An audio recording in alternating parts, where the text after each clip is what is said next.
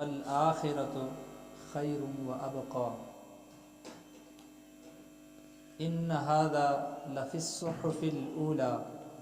صحف إبراهيم وموسى۔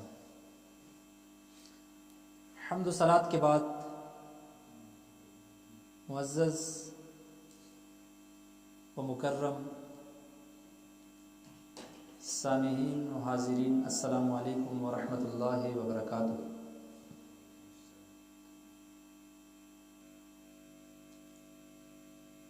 قرآن مجید فرقان حمید کے آخری پارہ سورۃ الاعلیٰ کی چند آیات بینات میں نے آپ کے سامنے تلاوت کی۔ اللہ تبارک و تعالی ان آیات کا مفہوم سمجھ کر عمل کرنے کی توفیق عطا فرمائے۔ اللہ رب لم یزل نے ارشاد فرمایا، قد افلح من تزکا، تحقیق وہ کامیاب ہو گیا جس نے اپنے من کو صاف و پاک کر لیا۔ وذکر اسم ربہ فصلی، اور اپنے رب کا ذکر کیا، نام لیا اور نماز پڑھی۔ جس نے اپنے رب کو یاد کیا، نماز پڑھی اور اپنے باطن کو صاف کر لیا، تحقیق وہی شخص کامیاب ہو گیا۔ پھر آگے اللہ تبارک و تعالیٰ نے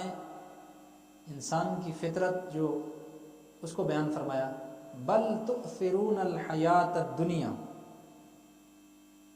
والآخرۃ خیر وابقی، بلکہ تم تو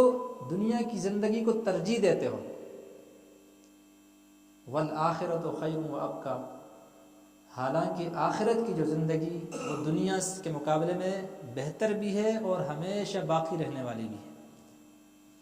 دنیا کی زندگی عارضی ہے، ختم ہونے والی ہے، اور اس کے مقابلے میں جو اس دنیا کے بعد آنے والی زندگی ہے وہ ہمیشہ رہنے والی ہے، اور اس کے مقابلے میں وہ بہتر ہے۔ یعنی اللہ تبارک و تعالیٰ نے ان آیات بینات کے اندر انسانوں کو حقیقی فلاح اور کامیابی کی طرف متوجہ فرمایا کہ دنیا کی زندگی جو ہے وہ عارضی ہے، یہاں ہمیشہ نہیں رہنا، ہمیشہ کی اور بہترین زندگی آخرت کی زندگی ہے، جس کے اندر نہ کوئی، اگر انسان اس دنیا سے کامیاب چلا گیا، ایمان کی حالت میں چلا گیا اور اللہ نے اسے جنت عطا فرما دی، تو نہ وہاں کوئی آزمائش ہے، نہ کوئی تکلیف ہے، نہ بیماری ہے، نہ کسی چیز کی کمی ہے، نہ پریشانی ہے، نہ بڑھاپا ہے، ٹھیک ہے، بلکہ جنت کی نعمتوں کے بارے میں اللہ تعالیٰ نے ارشاد فرمایا، جو آپ وَلَكُمْ فِيهَا مَا تَشْتَهِي أَنفُسُكُمْ، جنت میں جو تمہارے دل کی خواہش ہوگی اللہ تعالیٰ وہ تمہیں عطا فرمائے گا۔ تو سامعین محترم، آج ہمیں اس چیز کو سمجھنے کی ضرورت ہے کہ جس دنیا کے اندر ہمیں رہ رہے ہیں، اور اس دنیا کے اندر رہتے ہوئے ہم نے اپنے رب کو بھلا دیا ہے، اپنے رب سے غافل ہو گئے ہیں، حالانکہ یہ جو زندگی ہے وہ بالکل عارضی ہے اور ختم ہونے والی ہے۔ ہمیں اصل زندگی جو اس کے بعد آنے والی ہے اس کی طرف توجہ دینی چاہیے۔ یہ دنیاوی زندگی جو ہے یہ اللہ تبارک و تعالیٰ نے انسان کے لیے اس میں آزمائشیں، امتحانات رکھے۔ انسان کی فطری کچھ ضروریات ہیں جو اللہ تعالیٰ نے انسان کے ساتھ اس کی فطرت میں رکھی ہیں، فطری طور پر انسان ان چیزوں کی طرف مائل ہوتا ہے، لیکن اللہ تعالیٰ نے انسان کو ان چیزوں سے بچنے اور ایک طریقے کے مطابق ان سے فائدہ حاصل کرنے کا حکم دیا ہے، اور یہ آزمانے کے لیے کہ آیا جو میں نے اس کے نیچر میں، اس کی فطرت میں جو چیزیں رکھی ہیں جن کی طرف یہ فطری طور پر مائل ہوتا ہے، آیا یہ ان کی طرف جھکتا ہے یا میرے حکم کی طرف جھکتا ہے۔ قرآن مجید فرقان حمید سورہ آل عمران میں آیت نمبر 14 ہے، اللہ تعالیٰ نے اسی بات کو بیان فرمایا، زُيِّنَ لِلنَّاسِ حُبُّ الشَّهَوَاتِ، اللہ تعالیٰ نے شہوات کی محبت، خواہشات کی محبت انسان کے لیے مزین و آراستہ کر کے پیش کر دی، ڈیکوریٹ کر کے، بالکل سجا کر۔ جس طرح کہ دنیا کے اندر کوئی چیز ہمارے سامنے سجا کر پیش کی جاتی ہے تو انسان اس کی طرف مائل ہوتا ہے، اچھا لگتا ہے، ہر کسی کو سجی ہوئی چیز ہو، صاف ستھری ہو۔ تو اسی طرح انسان کی فطرت میں اللہ تعالیٰ نے کچھ چیزیں اس کے سامنے اتنی مزین کر دی ہیں، آراستہ کر دی ہیں کہ انسان فوراً اس کی طرف مائل ہوتا ہے، ہر انسان، اور اس چیز کو حاصل کرنے کی کوشش کرتا ہے۔ پھر آیت میں اس کی تفصیل ہے، کون کون سی چیزیں؟ من النساء، عورتیں، انسان کے دل میں اللہ تعالیٰ نے عورت کی محبت ڈالی ہے، والبنین، بیٹے، بیٹوں کی محبت، والقناطیر المقنطرۃ من الذهب والفضہ، سونے اور چاندی کے ڈھیر، یعنی مال و دولت۔ یہ ایسی چیز ہے جو انسان کی فطرت میں اس کی محبت ہے، فطری طور پر انسان کی طرف مائل ہوتا ہے۔ اس کے بعد ہے والخیل المسومۃ، عمدہ گھوڑے، یعنی عمدہ سواریاں۔ اس وقت چونکہ گھوڑے تھے سواری کے طور پر، ایک عمدہ چیز، عمدہ مال تصور کیا جاتا تھا گھوڑے کو جب قرآن نازل ہوتا تھا۔ تو آج اس کی تشریح میں جو گاڑیاں وغیرہ ہیں جو لوگ رکھتے ہیں اپنی سواری کے لیے، وہ بھی اس میں عمدہ گاڑیاں، ظاہر ہے دیکھیں آپ، ہر بندہ چاہتا ہے میرے پاس عمدہ سواری ہو، گاڑی ہو۔ والانعام، چوپائے، اس وقت یہ بہترین مال ہوتا تھا، اونٹ، بکریاں، جس کے پاس زیادہ ہوتی تھی تو وہ زیادہ مالدار ہوتا تھا۔ تو آج بھی مال و دولت کو لے لیں یا جائیداد کو لے لیں۔ والحرث، کھیتی،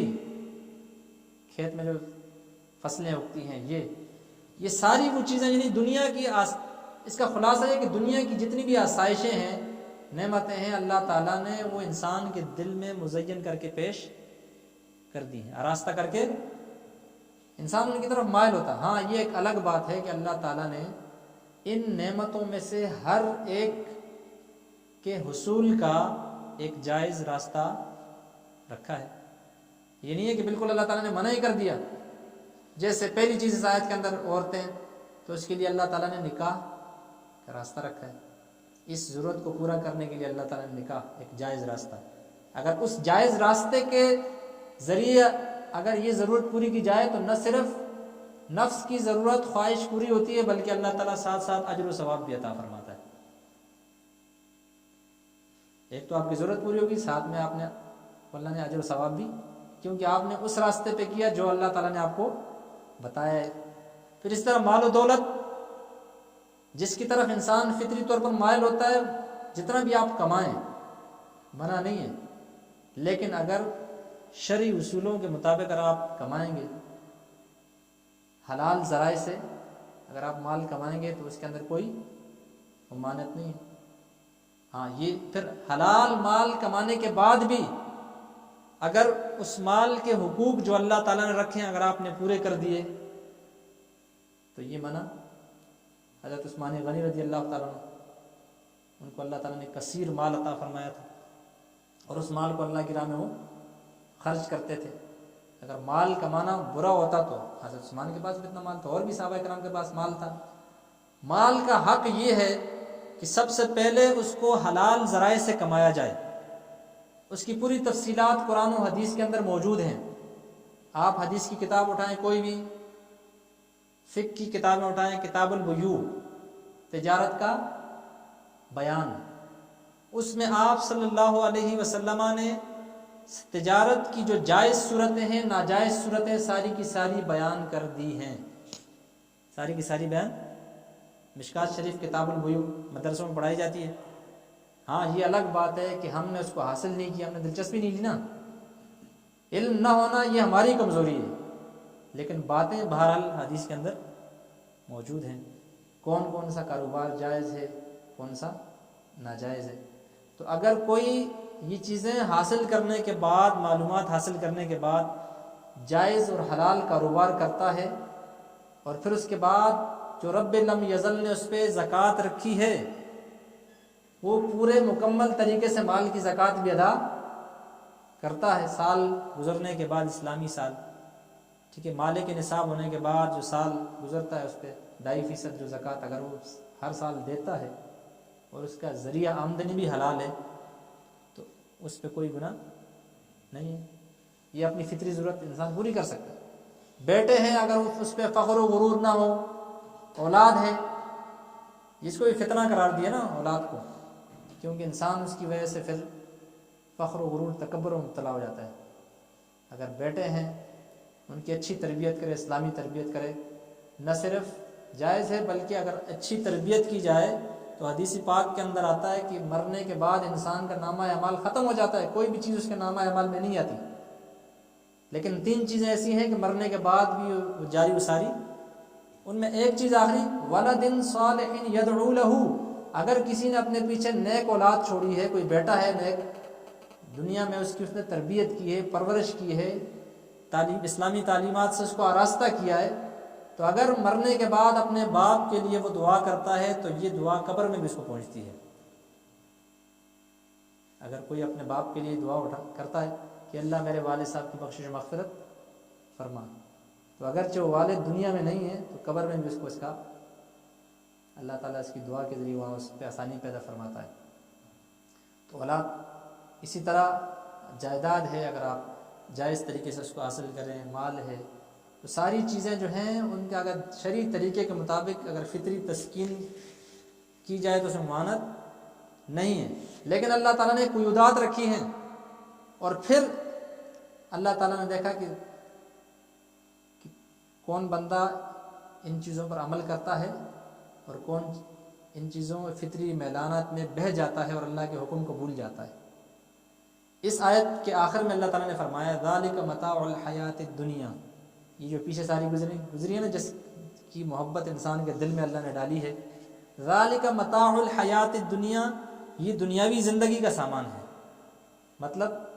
دنیا کی عارضی زندگی ہے اور یہ عارضی سامان ہے۔ واللہ عندہ حسن المآب، اللہ کے ہاں بہترین ٹھکانہ ہے، مطلب یہاں ان چیزوں سے اللہ کے حکم کے مطابق رک جاؤ اور اس ٹھکانے کو تلاش کرو جو اللہ کے پاس ہے، وہ بہترین صورت میں آپ کو ملے گا۔ عزیزان محترم، ہمیں اللہ تبارک و تعالیٰ ان آیات بینہ پر عمل کرنے کی توفیق عطا فرمائے اور ہمیں جو اصل زندگی ہے آخرت کی اس کی طرف توجہ کرنے کی توفیق عطا فرمائے۔ آج ہم دنیاوی زندگی کے اندر اتنا منہمک ہوتے جا رہے ہیں کہ آخرت کی زندگی ہم سے بھولی ہوئی ہے۔ آپ اس کے نتیجے یہ دیکھ لیں کہ کتنی بڑی آبادی ہے، کتنی بڑی، اور مسجد کی صورتحال یہ ہے، تو یہ تقریباً ہر علاقے میں ایسا ہی ہے۔ تو یہ ایک اس چیز کی مثال ہے کہ ہم لوگ دنیا کے اندر کیا ہو گئے، گم ہو گئے۔ قرآن مجید میں اللہ تبارک و تعالیٰ نے ارشاد فرمایا وَلَنَبْلُوَنَّكُمْ، سورہ بقرہ آیت نمبر 155 ہے، ضرور ہم آپ کو آزمائیں گے، بِشَيْءٍ مِّنَ الْخَوْفِ، کبھی آپ پہ خوف کی کیفیت طاری کر دیں گے، کوئی غم دل میں ڈال دیں کسی بھی چیز کا، وَالْجُوعِ، کبھی بھوک طاری کر دیں گے، مال کی کمی ہو جائے گی، بھوک ہو جائے گی، آپ پہ رزق کی تنگی ہوتی ہے، وَنَقْصٍ مِّنَ الْأَمْوَالِ وَالْأَنفُسِ وَالثَّمَرَاتِ، کبھی آپ کے مال کے اندر کمی کر دیں گے، کبھی آپ کی اولاد جانی نقصان آپ کو ہو جائے گا، اور کبھی آپ کے پھل کھیتیاں جو آپ کا کاروبار وغیرہ جو بھی آپ ذرائع آمدن ہے وہ ہم اس کو کیا کر دیں گے، اس میں کمی کر دیں گے۔ وَبَشِّرِ الصَّابِرِينَ، اور خوشخبری دے دو صبر کرنے والوں۔ یہ ساری چیزیں جو اللہ تعالیٰ اگر آپ کا زندگی میں کوئی آزمائش لاتا ہے، کبھی خوف آتا ہے آپ پہ، کسی غم کے اندر آپ مبتلا ہو جاتے ہیں، یا آپ پر رزق کی تنگی ہو جاتی ہے، یا کسی اور مشکلات کے اندر آپ اگر گر جاتے ہیں تو اس پہ کیا کریں، صبر کریں، کیا کریں۔ اور یہ کوئی ایسی بات نہیں ہے کہ اگر ہمارے ہاں جو لوگ اگر مشکلات آتی ہیں زندگی میں تو اس پہ جزا و فضا کرتے ہیں، یا میرے ساتھ ہی ایسا ہو رہا ہے، میں ہی، حالانکہ اگر آپ قرآن مجید میں انبیاء کرام کی زندگیوں کو پڑھیں، ابراہیم علیہ السلام اللہ کے خلیل ہیں، خلیل مانی قریبی دوست، اس سے بڑا مرتبہ اور کون ہو سکتا؟ اللہ تعالیٰ نے ان کی کتنی آزمائشیں کی، بندہ سوچ بھی نہیں سکتا، کتنی مشکلات والی زندگی انہوں نے گزاری۔ تو آدمی کیا سوچ سکتا ہے کہ بھئی ابراہیم علیہ السلام کے بارے میں کہ ان پہ کیوں اتنی مشکلات آئیں؟ تو مشکلات آنا یہ جو ہے نیک لوگوں پہ اللہ تعالیٰ آزمائشیں لاتا رہے۔ دنیا کی تکلیفات عارضی ہیں، ہمیں اصل توجہ آخرت کی زندگی کی طرف کرنی چاہیے۔ پھر فرمایا آگے اللہ تعالیٰ نے کہ وبشر الصابرین الذین اذا اصابتہم مصیبہ، وہ لوگ جن کو جب مصیبت پہنچتی ہے قالوا، وہ کہتے ہیں انا للہ، بے شک ہم اللہ ہی کے ہیں، وَإِنَّا إِلَيْهِ راجعون، اور اسی کی طرف پلٹ کر جائیں گے۔ کوئی مسئلہ نہیں ہے، اللہ نے اگر کوئی تکلیف ہمیں دی ہے، غم دیے، تو اللہ ہی کے لیے ہم ہیں اور اللہ ہی کی طرف واپس پلٹ کر جائیں، یعنی ہم اللہ کی ملکیت ہیں، وہ جیسے چاہے ہمارے ساتھ معاملہ فرما سکتا ہے، ٹھیک ہے، یعنی اللہ کی رضا میں راضی رہتے ہوئے۔ حدیث پاک مسلم شریف کتاب الجنائز، اس کے باب قائم کیا ہے ما یقال عند المصیبہ، مصیبت جب آئے، مشکلات آ جائیں آپ پہ، کسی والے سے زندگی میں آپ نے کیا کہنا ہے۔ کتاب الجنائز، حضرت ام سلمہ رضی اللہ تعالیٰ عنہ، آپ صلی اللہ علیہ وسلم کی زوجہ، ازواج مطہرات میں سے کہ نا، حضرت ام سلمہ رضی اللہ تعالیٰ عنہا فرماتی ہیں کہ حضور علیہ السلام نے فرمایا کہ جو بندہ مشکل وقت میں کسی مصیبت میں یہ دعا پڑھے انا للہ وَإِنَّا إِلَيْهِ راجعون، اور ساتھ میں اللہم اجرنی فی مصیبتی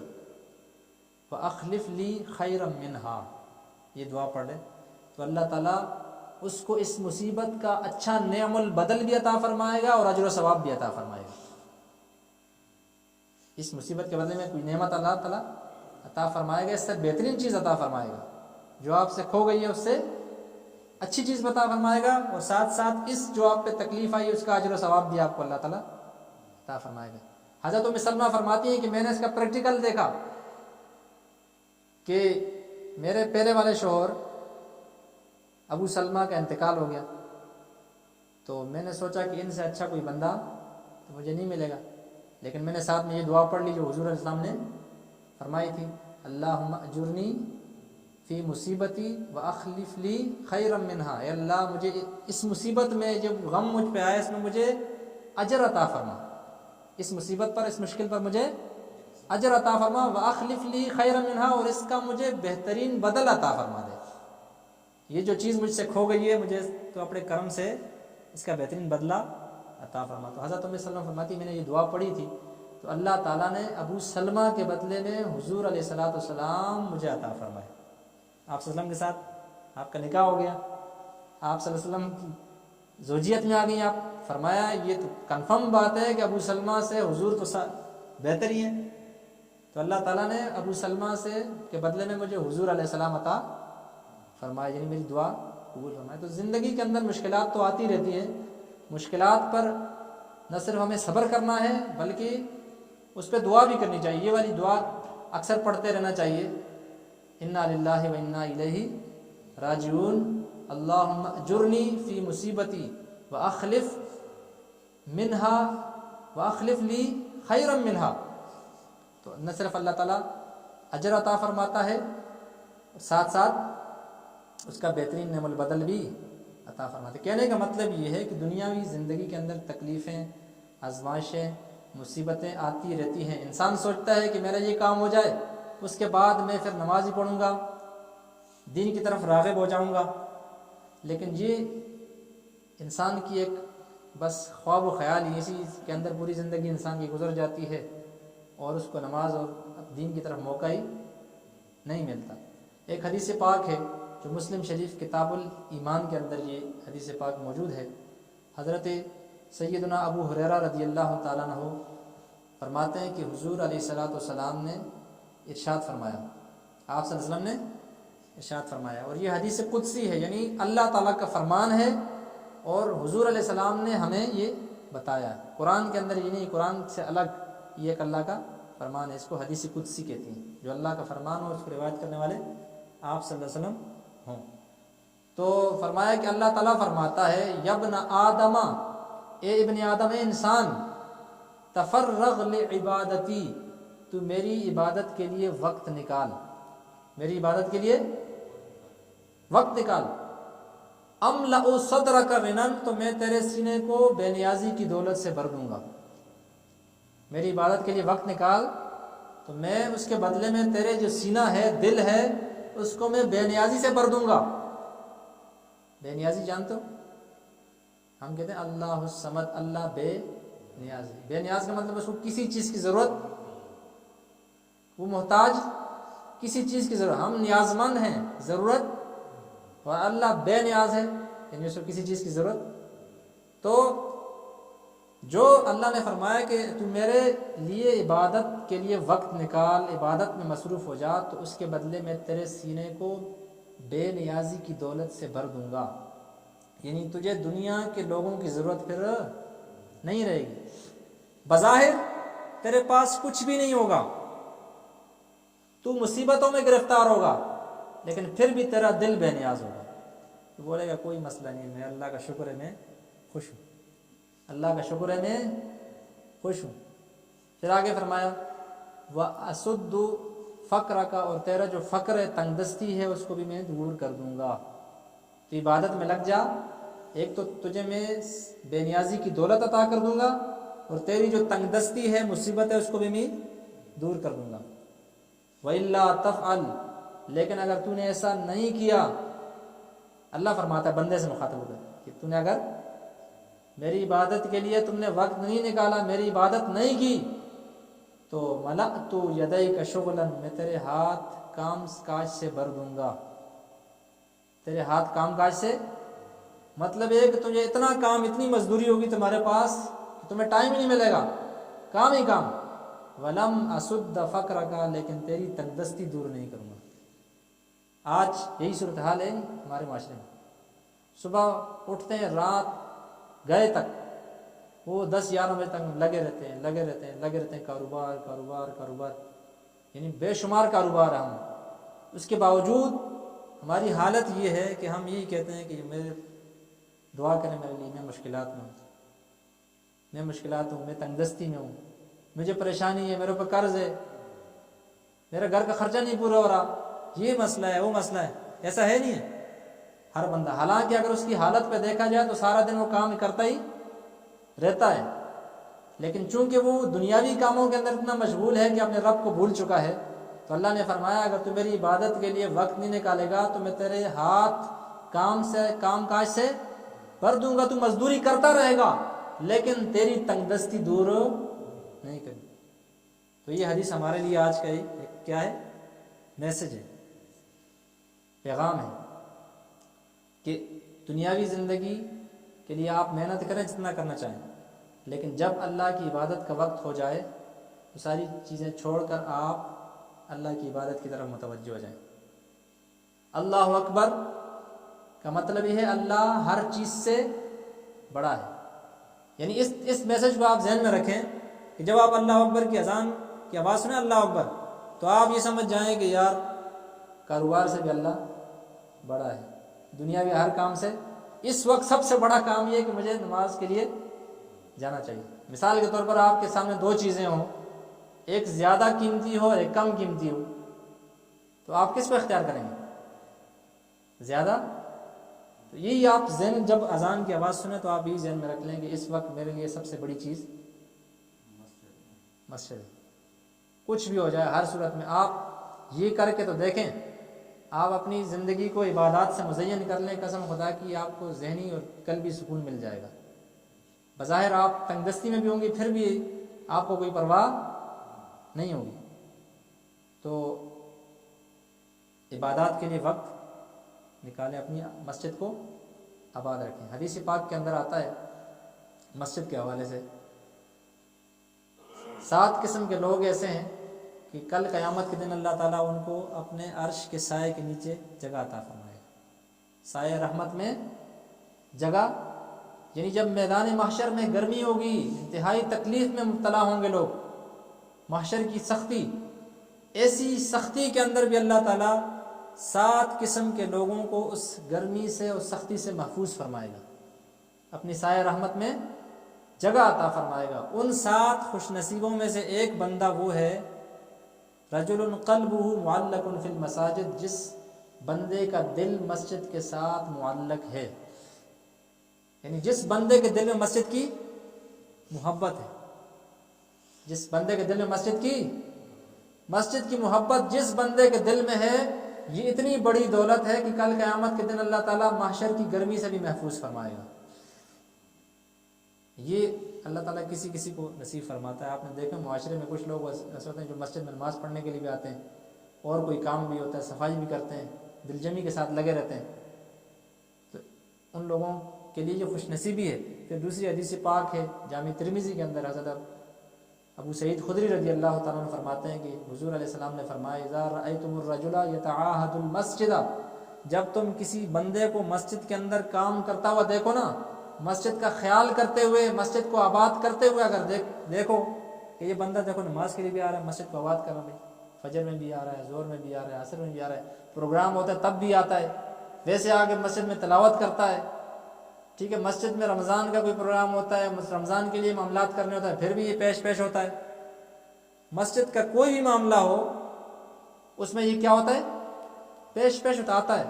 تو فرمایا جب بھی ایسا بندہ آپ کو نظر آئے فاشہدوا لہ بالایمان، اس کے لیے ایمان کی گواہی دے دو کہ اس بندے کے دل میں ایمان موجود ہے، یعنی ایماندار بندہ ہے۔ یہ ایماندار بندے کی علامت ہے کہ وہ مسجد کے ساتھ جڑا رہتا ہے۔ تو آپ اس درس کے واسطے سے ایک ہی خبر ذہن میں یہ ڈال دیں کہ آج کے بعد آپ نے مسجد کا خیال بھی جانی مالی ہر حوالے سے، جانی مالی مطلب یہ کہ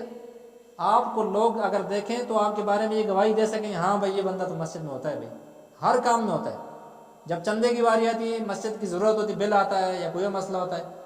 تو یہ بڑھ چڑھ کر اس میں بھی حصہ لیتا ہے۔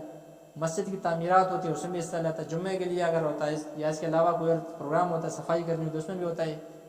رمضان کا پروگرام ہوتا ہے اس میں بھی ہوتا ہے۔ تو یہ چیز آپ اپنے ذہن میں مسجد کو آباد کرنے والوں میں اپنا نام شامل کر دیں۔ پھر دوسری حدیث پاک ہے، آخری حدیث پاک میں بیان کر کے انشاءاللہ آپ سے اجازت چاہوں گا۔ اسی حدیث پاک کا ایک حصہ جو 7 لوگ ہیں نا، فرمایا کہ وَرَجُلٌ ذَكَرَ اللَّهَ خَالِيًا فَفَادَتْ عَيْنَاهُ، وہ بندہ جس نے تنہائی میں اللہ کو یاد کیا، اللہ کے ذکر میں مصروف ہو گیا، اور اللہ کو یاد کرتے کرتے اپنے گناہوں کو دیکھتے ہوئے اللہ کو یاد کرتے ہوئے کہ میں نے یہ گناہ کیا، میری تو خطائیں ہیں، ففادت عیناہ، اس کی آنکھوں سے آنسو جاری ہو گئے۔ تو یعنی جو بندہ تنہائی میں بیٹھ کر اللہ کا ذکر کرتے ہوئے اس کی آنکھوں سے اگر آنسو جاری ہو گئے تو کل قیامت کے دن اللہ تعالیٰ ایسے بندے کو بھی اپنے عرش کے سائے کے نیچے جگہ عطا فرمائے گا۔ تو کبھی آپ نے اس پہ بھی عمل کرنے کی کوشش کریں، کبھی آپ اٹھ جائیں، آج کل تو بڑی راتیں ہیں نا، صبح جلدی آنکھ کھل جاتی ہے، تہجد کے وقت آ جائیں، مسجد میں بیٹھ جائیں، کبھی تسبیح لے کر مراقبہ کر لیں۔ مراقبے کا مطلب یہ ہوتا ہے کہ بندہ اپنے اوپر غور کرے کہ آج پورے دن میں نے کون کون سے کام اچھے کیے ہیں، کون سے برے کیے ہیں۔ اگر کوئی ایک ظاہر آپ سوچیں گے تو ساری چیزیں آپ کے سامنے ایک ایک کر کے آ جائیں گی، تو ان پر اللہ سے آپ معافی مانگیں۔ اگر آپ گریہ وزاری کریں گے تو یہ دیکھیں، اگر تنہائی میں ایک تو لوگوں کے سامنے رونا وہ الگ چیز ہے، اس میں ریاکاری ہو سکتی ہے نا، دوسرے کو دکھانے کے لیے ہو سکتا ہے، لیکن اگر جب کوئی بھی نہیں دیکھ رہا، تہجد کی نماز اس لیے کہ اس میں کوئی ریاکاری نہیں ہوتی، کوئی نہیں دیکھتا، ایک بندہ اکیلے اللہ کی بارگاہ میں کھڑا ہے، تنہائی میں عبادت کرتا رہتا ہے، ایک تو اٹھنا مشکل ہے اس کی تکلیف، دوسرا اس میں کوئی ریاکاری نہیں، اس لیے اس کا اجر و ثواب بھی زیادہ ہے۔ تو اس حدیث کے اس حصے پر بھی عمل کرنے کی کوشش کریں، کم از کم زندگی میں چند دفعہ تو آدمی اٹھے نا، تہجد کی نماز پڑھے اور اللہ تعالیٰ کی بارگاہ میں اپنے گناہوں کے لیے گڑ گڑا کر دعا مانگ لے، تو اللہ تبارک و تعالیٰ ان کلمات پر ہم سب کو عمل کرنے کی توفیق عطا فرمائے۔ آخر میں یہ بات میں عرض کروں کہ تقریباً 5 مہینے ہو گئے یہاں پر اگی کے مقامی علماء کرام نے، جو نوجوان ہیں، انہوں نے ایک تنظیم بنائی، شاید آپ کے علم میں ہو گئی یا نہیں ہوگا، انجمن نوجوانان اہل سنت تحصیل اوگی، تو اس کے ہمارا اپنا ایک منشور ہے جس میں بہت ساری چیزیں ہیں۔ ایک چیز اس میں سے یہ ہے کہ ہم نے جتنی بھی اوگی کے اندر ہماری مساجد ہیں اہل سنت کی، ان کے اندر کم از کم ماہانہ ایک پروگرام ہونا چاہیے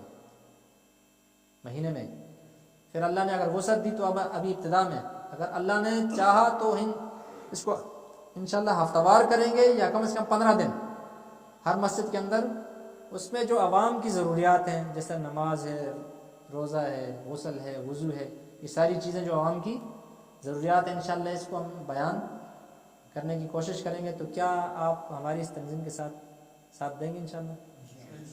تو انشاءاللہ آپ بھی ہمارے ساتھ تعاون کریں گے، دعا کریں گے،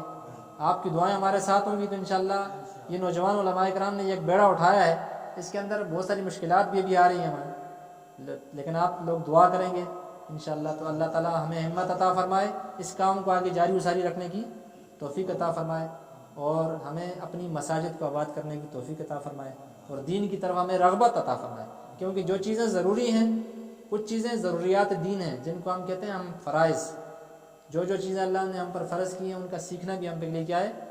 ضروری ہے۔ تو انشاءاللہ اس انجمن کے بہت سارے مقاصد ہیں، اس میں ہم آگے جا کے آپ کے لیے مختلف کورسز بھی کروائیں گے، جس میں غسل کا ہو گیا، وضو کا ہو گیا، نماز کورس۔ تو انشاءاللہ